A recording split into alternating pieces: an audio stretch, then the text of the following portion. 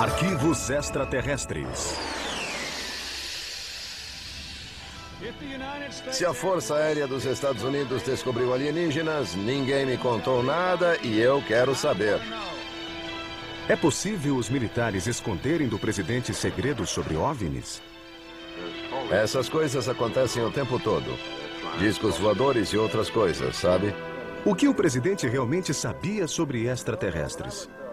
Se enfrentássemos uma ameaça alienígena de fora deste mundo. Quantas vezes os Estados Unidos se defenderam de OVNIs? Desde a Segunda Grande Guerra, todos os presidentes lidaram com ameaças à segurança nacional colocadas por objetos voadores não identificados. Descubra as evidências por trás das declarações presidenciais quando abrirmos os arquivos extraterrestres em Os OVNIs e a Casa Branca. Presidente Roosevelt, 1933-1945. Nas primeiras horas da manhã de 25 de fevereiro de 1942, 2 meses após o ataque a Pearl Harbor, tudo estava quieto na Casa Branca e o presidente Franklin Delano Roosevelt dormia. Mas a 5.000 quilômetros dali, a costa oeste dos Estados Unidos estava sendo invadida por um inimigo. Um inimigo voador não identificado. O caos começou com o sinal na tela do radar.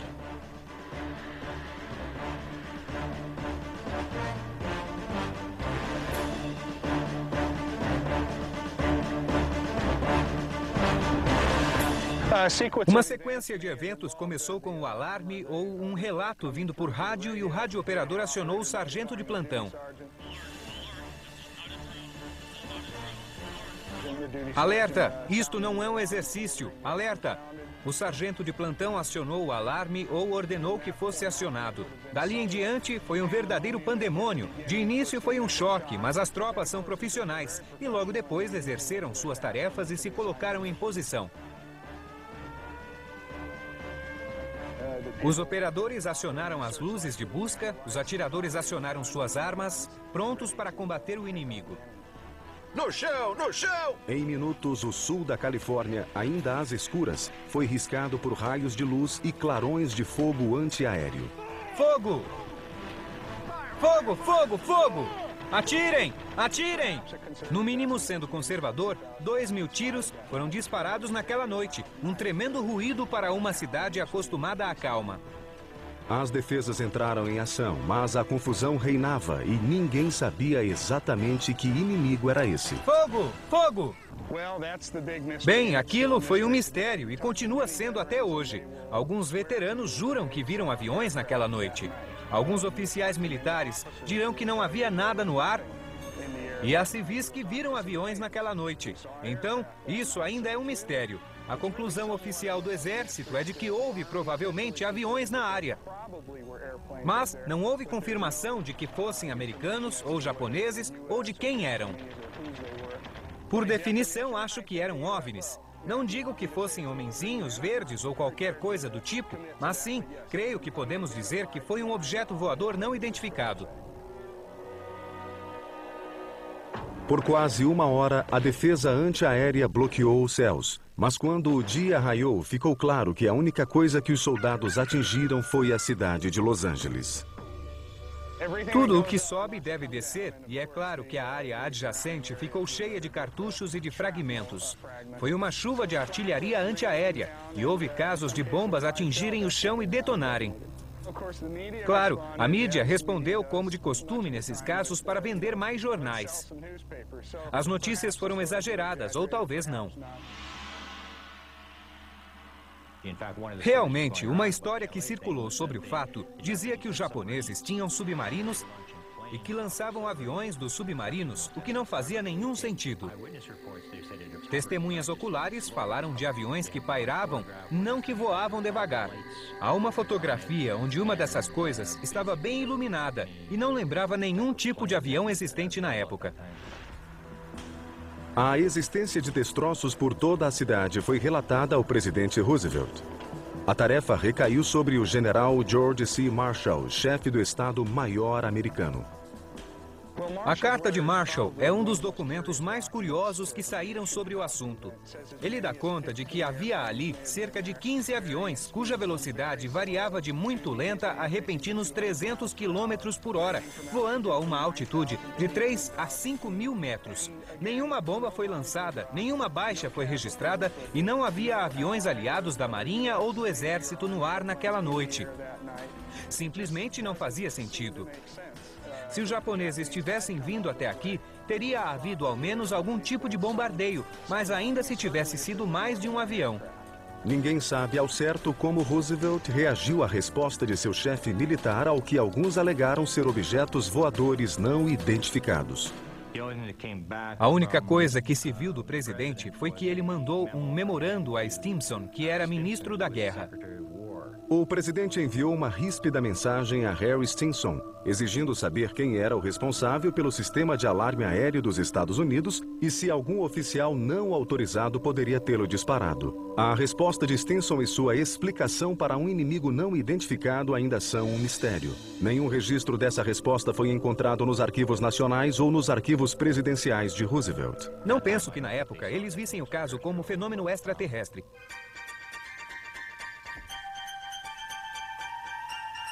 Acredito que em 1942 isso não passou de uma curiosidade. O poder do eixo controlará os continentes. Acho que o presidente Roosevelt estava tão ocupado com o esforço de guerra e com sua saúde que OVNIs não constavam de sua lista de preocupações.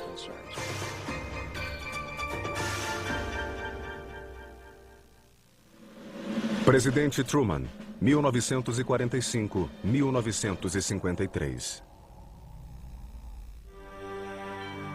Em julho de 1947, novas ameaças de guerra e o novo inimigo, a União Soviética. Essa falsa filosofia é o comunismo. Fazem os americanos observar os céus. E alguns dizem ver OVNIs. O presidente Harry Truman foi informado de um possível incidente no Novo México. De repente, o caso Roswell aconteceu, vazou para a imprensa e o assunto se espalhou por todo o país. Vejo Truman como o primeiro presidente a tratar o assunto OVNI publicamente. Truman ficou em foco quando o assunto tomou o país. Truman foi fundamental no tratamento do fenômeno dos OVNIs naquele tempo. Sabemos que os presidentes são no mínimo comunicados verbalmente sobre discos voadores.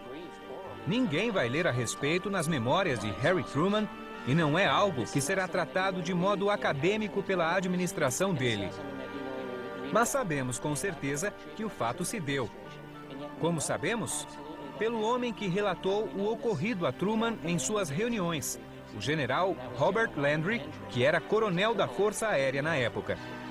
O presidente Truman recompensou Landry, seu piloto pessoal, pelos serviços exemplares ao nomeá-lo assessor da Força Aérea para OVNIs como consultor da CIA. A função dele era apresentar um relatório verbal a cada 3 meses sobre o assunto OVNIs, coisa que ele fez até o fim do mandato do presidente. Eu estimo que aconteceram 18 relatórios.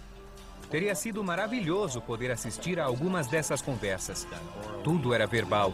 Ninguém queria registros para não acabarem na capa do New York Times. Não havia arquivos. Mas um incidente que dizem ter acontecido na capital do país não poderia ser ignorado.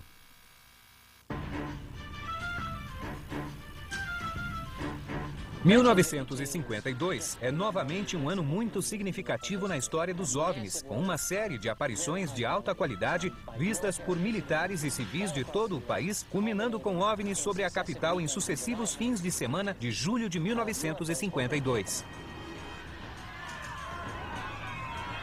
Parecia uma invasão. Eles desapareciam, os caças voltavam, eles reapareciam. O governo parecia fora de controle, não conseguia controlar o fenômeno. Foi uma coisa tremenda e os jornais traziam tudo em manchete. Saiu na capa do The New York Times.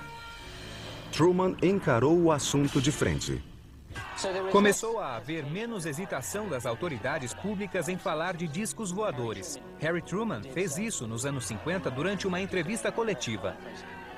Seus assessores mais próximos falam com o senhor ou o colocam a par do assunto OVNIs? Sim, nós discutimos isso a cada reunião que temos com os militares, mas eles nunca puderam produzir um relatório concreto sobre o que vem. O senhor tem algo a dizer? Não tenho nada a declarar quanto a esse assunto. Esse tipo de coisa acontece o tempo todo. Discos voadores e outras coisas, sabe?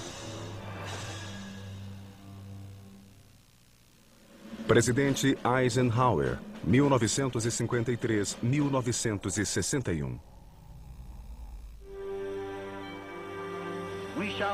Jamais tentaremos aplacar um agressor aceitando uma falsa e perversa troca de honra por segurança.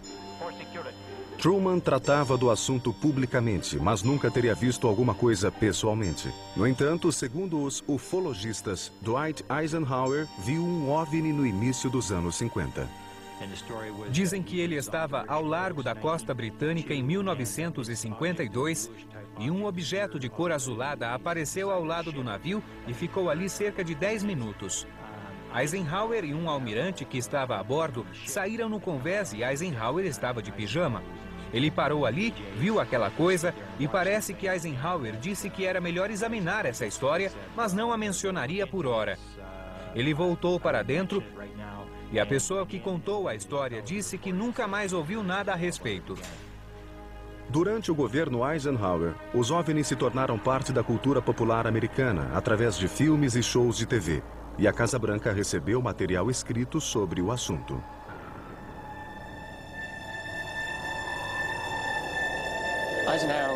Eisenhower estava no cargo quando o assunto OVNI começou a ficar realmente secreto de modo sistemático. No governo dele, mesmo entre os militares, o assunto OVNI se tornou mais restrito. Mas houve comentários inesperados por parte de pessoas próximas à Casa Branca. Em maio de 1954, em um discurso em Amarillo, Texas, o general Nathan Twining, comandante-geral da Força Aérea de Eisenhower, fez uma declaração surpreendente. Ele disse: "Se eles vêm de Marte e se forem assim tão avançados, acho que não há com que nos preocuparmos."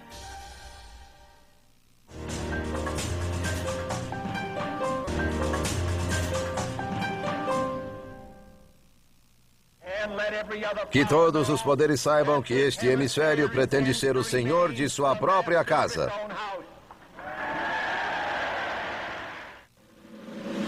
Presidente Kennedy, 1961-1963. Em 1963, o presidente John Kennedy navegava nas cercanias de Hyannisport. Dizem que houve um avistamento. Ele estava navegando ao largo de Cape Cod quando desceu um objeto prateado, não se sabe o que, de quase 20 metros de largura. Todos viram o objeto e Kennedy disse, em resumo, que não queria que ninguém contasse essa história. É difícil saber se a história é verdadeira ou não. Podemos acreditar nela ou não. É difícil aferir o conhecimento de John Kennedy sobre OVNIs. Seu governo tragicamente curto deixou poucos registros de OVNIs nos arquivos.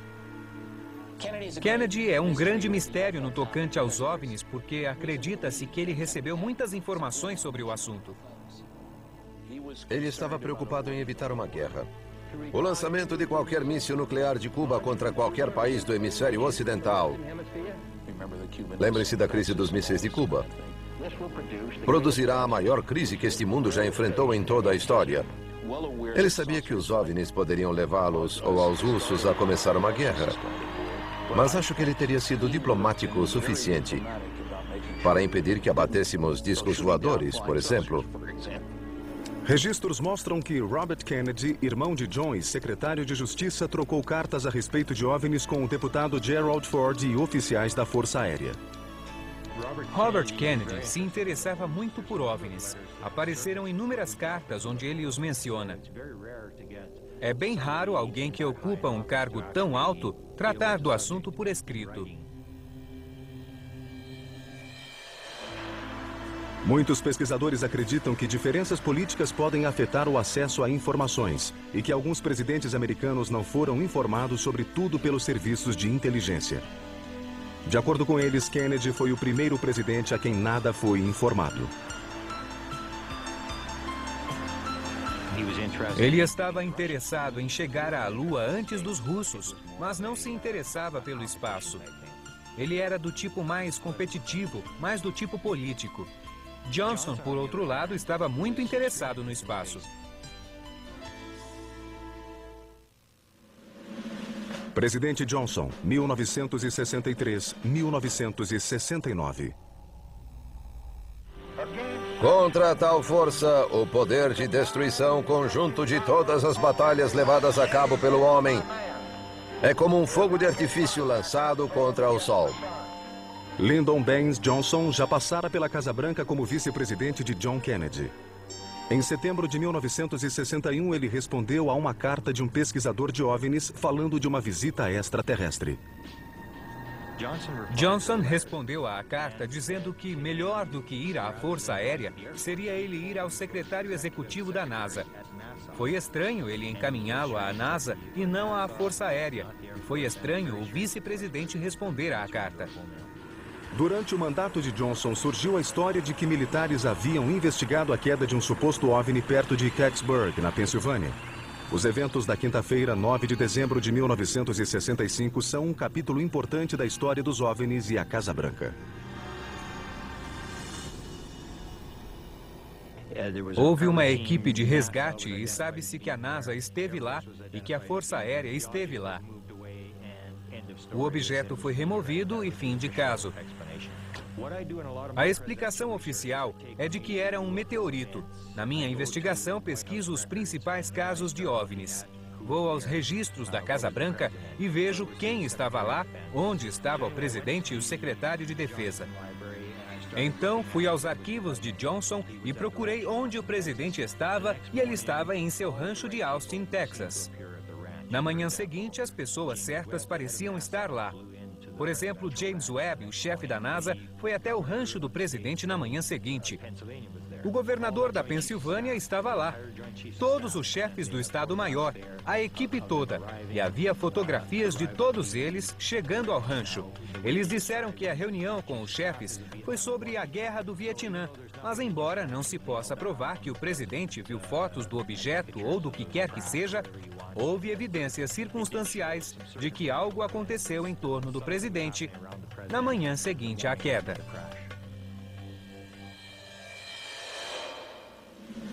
Presidente Nixon, 1969-1974.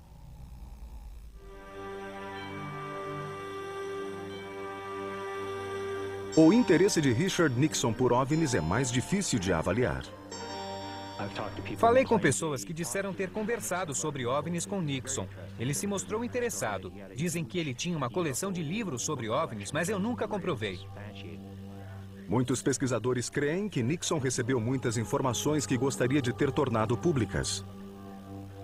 Há boas indicações de que ele planejou revelar dados sobre OVNIs passados, presentes e futuros em um livro de Robert Emenegger e em um programa de televisão sobre esse assunto. Falei com Emenegger e o Partido Republicano pediu que ele produzisse um programa usando só pessoas do governo, porque a ideia era liberar dados.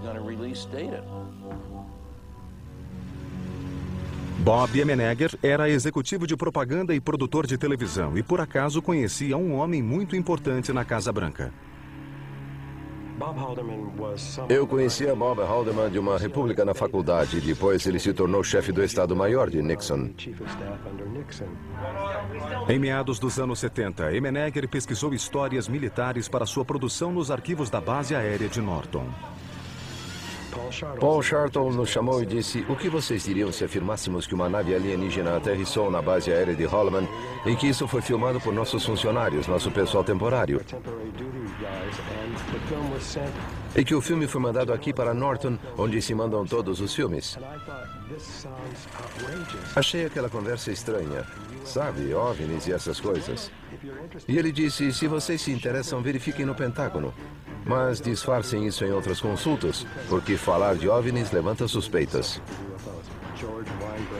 George Weinbrenner era comandante de tecnologia estrangeira e tinha um bunker particular em Wright-Patterson. Eu desci pelo corredor, havia muitas câmeras de vigilância. Fui até a mesa dele e disse que queria perguntar a ele do pouso da nave alienígena na base aérea de Holloman. Eu esperava que ele dissesse surpreso o quê? Mas não. Ele se levantou, pegou um livro e o deu para mim.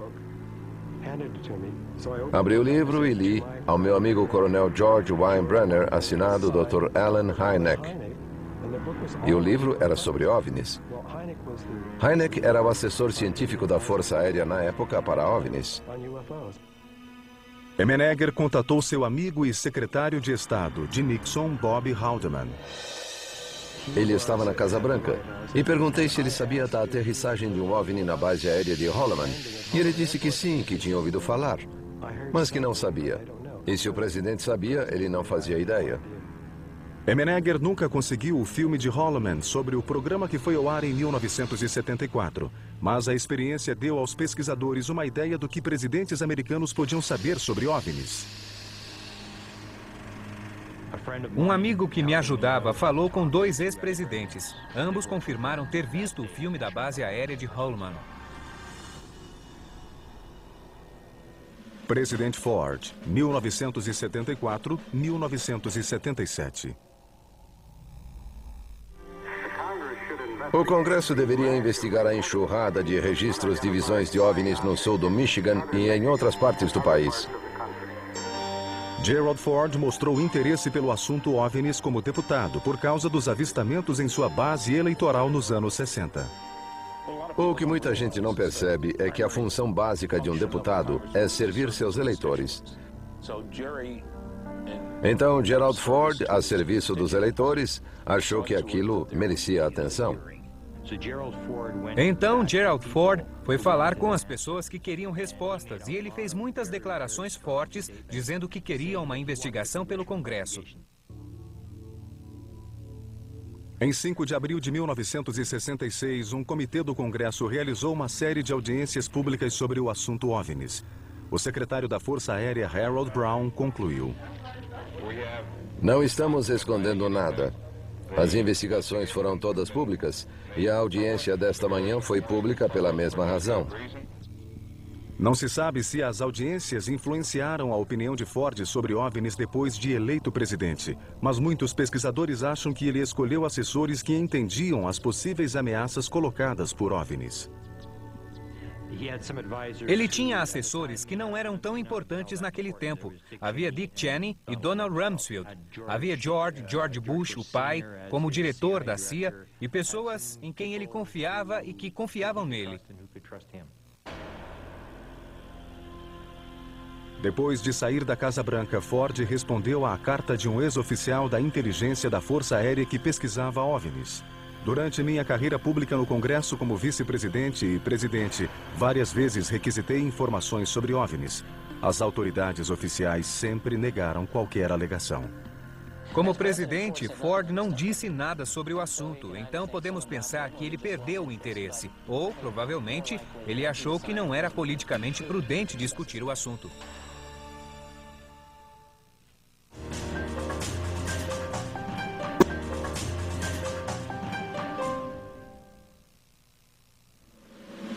Presidente Carter, 1977-1981.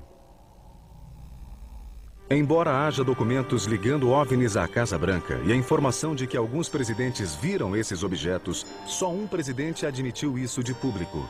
Jimmy Carter foi o primeiro presidente a admitir ter visto um OVNI. Carter ficou conhecido como o presidente OVNI porque ele falou claramente de uma visão. Um grupo de ufologistas o contatara por carta pedindo que ele preenchesse um relatório de sua visão. Carter preencheu o relatório e o resto todos sabem. O próprio Carter disse que o incidente aconteceu em outubro de 1969, quando ele estava em Larry falando no Lions Club. Ele foi muito categórico. E outra coisa que eu acho impressionante para o público é o fato de que Carter era do Legislativo Estadual da Geórgia quando viu o OVNI. E ele registrou o fato e falou disso publicamente, e mesmo como governador e depois como presidente, ele continuou a falar. Ele sempre foi muito claro ao dizer que havia visto algo e que não identificou o que viu. Eu não rio de quem diz que viu objetos não identificados nos céus. Ele sempre disse que se identificava com pessoas que tiveram essa experiência, que nunca riria de quem viu um OVNI, porque ele mesmo tinha visto um. O relatório de Carter conta em detalhes o que ele viu naquela noite. Nunca identifiquei o que vi. Foi uma luz peculiar nos céus que eu nunca tinha visto antes, nem vi depois. Cerca de 20 pessoas também viram. Carter disse que o objeto que viu tinha bordas precisas, era circular e parecia ter luz própria. Estava a cerca de 1000 metros e recuou, veio para frente, depois se foi. Quando se fala de OVNIs, normalmente as pessoas olham para você de modo estranho. E por essa razão, acho que muita gente não queria se expor como Carter, muito menos preencher um relatório. Ele nunca desmentiu o conteúdo de seu relatório. O que sugere que Jimmy Carter, como qualquer homem sincero do governo ou não, deixou um pequeno legado a ser usado por futuros pesquisadores de OVNIs. Isso pode ser considerado um marco, já que prova que o governo sabe mais do que fala a respeito do assunto. E isso inspirou Jimmy a querer publicar um pouco mais dessas informações. Como candidato a presidente, Carter prometeu em campanha liberar toda e qualquer informação sobre OVNIs assim que empossado. Mas eu revelaria as informações sobre essas visões ao público e aos cientistas. Como se poderia fazer Jimmy Carter cumprir a promessa? Assim que assumiu, ele recebeu inúmeras cartas dizendo que agora ele estava em posição de cumprir a promessa. Então, que a cumprisse. Cerca de 9.000 cartas relacionadas a OVNIs chegaram à Casa Branca durante o mandato de Carter. Naturalmente, ele não respondeu a todas pessoalmente. Talvez a nenhuma, mas houve muita gente interessada no cumprimento da promessa de 1976 e outras interessadas em contar suas experiências, nas quais viram algo que gostariam de registrar. Mas alguns pesquisadores sugerem outras razões pelas quais Carter não cumpriu sua promessa de campanha. A CIA interveio e falou com o presidente sobre assuntos importantes de inteligência, e quem falou com Jim Carter sobre esses tópicos foi George Bush pai, diretor da CIA. Jim Carter pediu os arquivos dos OVNIs e George Bush teria dito que o presidente não precisava saber. Era um assunto que só seria revelado se houvesse necessidade, e a curiosidade do presidente não era necessidade.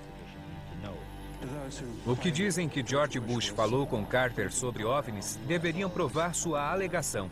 Havia outros assuntos mais importantes para eles conversarem. Apesar disso, o presidente Carter publicou documentos relacionados a OVNIs durante sua administração. Os ufologistas consideram esse um período de ouro.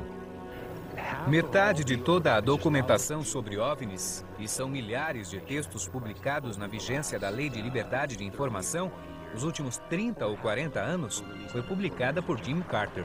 Esses documentos liberados vieram de muitas agências e contêm muitas informações sobre visões de OVNIs e a reação dos militares. O acesso a essas informações continua a encorajar pesquisas.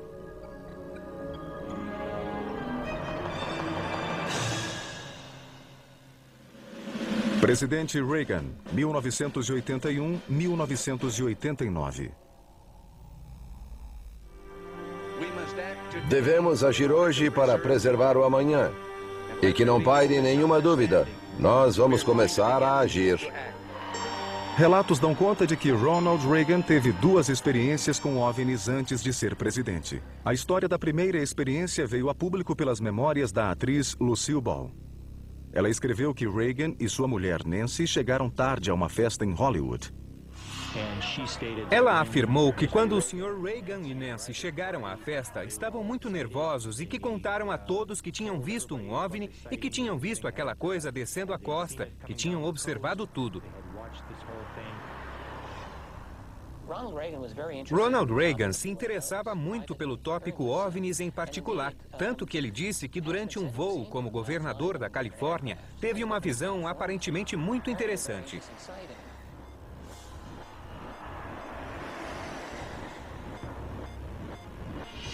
Supostamente, Reagan viu uma luz branca fazendo zigue-zagues perto de sua aeronave. Ele foi à cabine e disse ao piloto que seguisse a luz. O piloto tinha 30 mil horas de voo, algo incrível. E todos no avião viram aquela coisa. Eles teriam seguido a luz misteriosa por vários minutos até que ela saiu do campo de visão. Seria essa visão a causa das repetidas referências de Reagan a OVNIs durante sua presidência? Em 11 de fevereiro de 1988, em um discurso chamado Notas para a Reunião Anual de Ação Política dos Conservadores, Reagan disse: O inabalável, enraizado e total ceticismo das respostas da capital do país aos OVNIs, esses bizarros discos sempre presentes e brilhantes nos céus, é a chamada sabedoria de Washington. Um discurso presidencial é algo complexo. Há muitos rascunhos. Muitas pessoas revisam cada palavra para ver se cada palavra é exata, números, fatos. O processo é longo e complicado. Cerca de 25 agências devem endossar, o Departamento de Estado, todos têm algo a observar, a retirar. Comecei a analisar os discursos, cada discurso de Reagan que falava de invasão alienígena. Reagan pediu a seus redatores de discursos que mencionassem o OVNI alienígena. Ele acreditava que se fôssemos invadidos por outro planeta, o mundo se uniria. Ele chamava isso de sua fantasia. Uma contundente troca de sugestões ocorreu com o escritor Rand Dawson, que tentava manter a fantasia fora dos discursos do presidente Reagan. A discussão precedeu a fala do presidente à Assembleia Geral da ONU em 1987. Há um memorando que veio do redator de discursos que diz: aqui está seu discurso, leia-o e diga sua opinião. E Reagan notou que o escritor retirara a menção à invasão alienígena. O presidente respondeu com uma exigência manuscrita à margem do memorando. Embaixo escrito de próprio punho, Reagan disse: este discurso tem material antissoviético demais. Seria melhor voltar a incluir minhas fantasias sobre OVNIs. Assim, incitaríamos todos os povos a se unirem contra o ataque de criaturas de outro planeta. Acatando as determinações do presidente, Dawson reescreveu o discurso e durante a 42ª Assembleia Geral da ONU, em setembro de 1987, Reagan disse: Nossas diferenças mundo afora desapareceriam se enfrentássemos uma ameaça alienígena de fora deste mundo. Então eu pergunto, já não há uma força alienígena entre nós?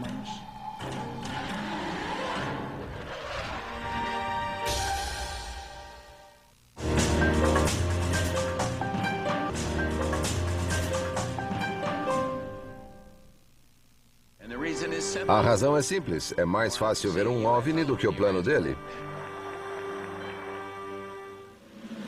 Presidente George H. Bush, 1989-1993. Pesquisadores insistem que George Herbert Bush é a chave do conhecimento atual sobre OVNIs. George Bush pai, eu acho, é um dos presidentes-chave quando se trata de OVNIs. Ele é importante porque muitos pesquisadores sempre pensaram que ele era a pessoa que sabia das coisas. Ex-diretor da CIA do presidente Ford e vice-presidente de Ronald Reagan por 8 anos, ele estaria envolvido em muitas informações, inclusive sobre OVNIs. Os militares confiavam nele, mas principalmente a comunidade de inteligência. De fato, até deram o nome de George Bush ao edifício sede da CIA. Herbert Walker Bush, quando jovem, havia servido como chefe da CIA. E alguns acham que nesse cargo ele tinha de saber com exatidão tudo o que se passava em termos de OVNIs na agência. Se ele soubesse, mesmo assim, provavelmente não revelaria nada até muitos anos depois de ir embora, como o outro presidente. Muita gente escreveu à agência, aliás, enquanto ele estava lá, com pedidos fundamentados na Lei de Liberdade de Informações, exigindo material de OVNIs em seu poder. Dizem que são mais de 900 páginas. Eles dizem que não cuidam mais do assunto. Mas quantos americanos hoje aceitam, sem questionar, essa colocação? No entanto, poucas evidências ligam o presidente Bush aos OVNIs. Por exemplo, quando escrevi sobre Bush, pedi documentos sobre OVNIs e disseram que só havia um. Não há documentos públicos que liguem George Bush pai a OVNIs, mas acho que muitos pesquisadores não têm dúvidas de que esse homem sabe muito sobre o assunto. A resposta pode estar nos mais bem guardados documentos do governo, recentemente liberados por vários setores militares. Para muitos pesquisadores, George H. Bush e sua equipe, incluindo Dick Cheney e Donald Rumsfeld, foi quem manteve os arquivos de OVNIs rigidamente restritos aos meios militares e de inteligência. George Bush é um homem que, tudo indica, sabe muito do que está acontecendo no mundo, digamos, secreto, o mundo por trás da presidência, do poder, do dinheiro. Ele é uma pessoa que possui como retaguarda dinheiro de petróleo, os contatos certos, e se você quer perguntar o que está havendo, George Bush saberá. Ele é o homem. Presidente Clinton, 1993-2001. Que eu saiba, uma nave alienígena não caiu em Roswell, Novo México, em 1947. Os arquivos presidenciais de William Jefferson Clinton contêm muitos registros referentes a OVNIs, desde Roswell até contatos imediatos. Eu diria que se os anos de Carter foram de ouro, a era Clinton foi de platina. Clinton gostava demais do assunto. Ele e a mulher disseram que a biblioteca de Little Rock tinha muitas janelas porque eles queriam mostrar que era uma administração aberta. Isso é uma mina de ouro para um pesquisador. Acho que Clinton fez mais do que qualquer outro presidente para liberar documentos secretos. E ele fez mais do que qualquer outro presidente para abrir segredos do governo, que eu saiba. Bill Clinton é outro presidente que tinha interesse declarado publicamente pelo assunto e não tinha medo de falar disso de vez em quando. Ele falava de previdência social. Vi em uma pesquisa que muitos jovens de 20 anos pensam que é mais fácil ver um OVNI do que conseguir sua aposentadoria algum dia. Então, cada vez que falavam de previdência social, o presidente usava essa pequena anedota que ele colocava na conversa. Clinton a usou 8 vezes. Mas muitos pesquisadores creem que a Casa Branca de Clinton era simpática à causa de liberar os arquivos sobre extraterrestres. Talvez o mais impressionante comentário do presidente Clinton sobre OVNIs tenha ocorrido em 30 de novembro de 1995. Quando um discurso presidencial é escrito, nada é colocado ou tirado ao acaso. Isso leva dias, semanas, meses para ficar pronto. Todos têm algo a observar e se algo está em um discurso presidencial, é por alguma razão. Bill Clinton fez um discurso de paz para 80 mil pessoas em Belfast, na Irlanda. Ele se levantou e começou a falar de crianças e leu a carta de um certo Ryan dizendo: Ryan, se você estiver me ouvindo, eis a resposta para a sua pergunta. Se a Força Aérea Americana resgatou corpos de alienígenas, ninguém me informou a respeito. E eu quero saber, eu quero saber, eu quero saber. Essa foi a parte que a imprensa americana publicou. Na segunda parte da frase está o que creio ser um desafio, uma provocação para os militares. Ele disse: mas se eles recuperaram corpos de alienígenas, não me contaram nada e eu quero saber. Só que no primeiro relatório de Roswell, emitido pela Força Aérea em 94, 95, não há menção de corpos.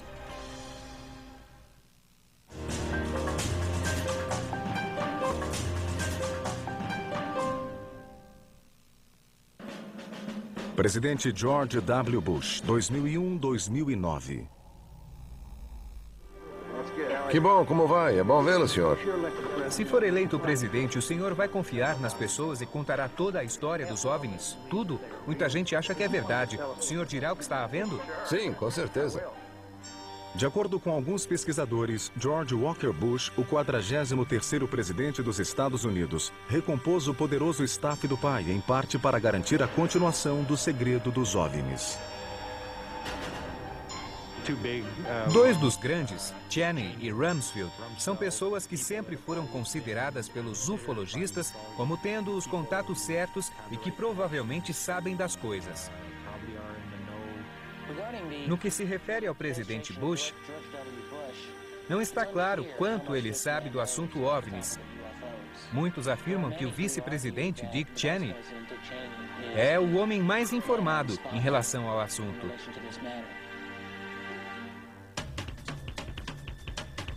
Em abril de 2001, o pesquisador de OVNIs junto à presidência, Grant Cameron, pôde questionar o vice-presidente Dick Cheney sobre a abertura de informações. Cameron sabia que devia fazer a pergunta certa. Se ele viu um OVNI ou o que acha do assunto, não importa. A questão importante é se foi informado. Se alguém já entrou no escritório dele e pediu para ele assinar um documento provando que foi informado. Se mostrarmos que o presidente foi informado, isso provaria que o assunto existe e é importante. Consegui fazer a pergunta a Dick Cheney. Ele estava em um programa de rádio no Diana Ham Show, na capital, e eu fui o primeiro a ligar. Eu disse a ele que minha pergunta era a seguinte: desde a afirmação feita por George Bush em julho último, tem havido rumores na comunidade de ufologistas de que o senhor dá importância a esse assunto. Minha pergunta é, em algum cargo no governo, o senhor alguma vez foi informado de OVNIs? E se foi, quando foi e o que disseram? Se eu tivesse sido informado, seria confidencial e eu não poderia falar. Isso me surpreendeu muito porque, primeiro, ele declarou que o assunto era confidencial e que ele não falaria a respeito, o que significa que o assunto continuará secreto. E segundo, ele declarou também que estava no circuito e que há coisas que são secretas e que são importantes. Há muito se discute a abertura do assunto OVNIs pelo governo, porque ele é relacionado à segurança nacional. O chefe do executivo sabe, ou deveria saber, o que a pesquisa oficial dos OVNIs consegue revelar. A questão é, por que não podemos ter mais informações da Casa Branca? Eu não tenho resposta para isso. Sou obrigado a imaginar que a política da realidade dos OVNIs deve ser um verdadeiro pesadelo para qualquer presidente americano. É como estar um pouco grávida. Não se pode fazer meia abertura, não é possível. Há sempre a ideia de que algum órgão em algum lugar acumula informações. Mas, de novo, deveríamos saber quem faz isso ou haverá um terreno fértil para muitas teorias de conspiração. Acho que todos reconhecem que presidentes vêm e vão. Eles têm vida curta comparadas ao poder estabelecido de Washington e às agências de inteligência que duram para sempre. Então acho que manter o status quo no assunto OVNIs é o modo mais fácil de agir.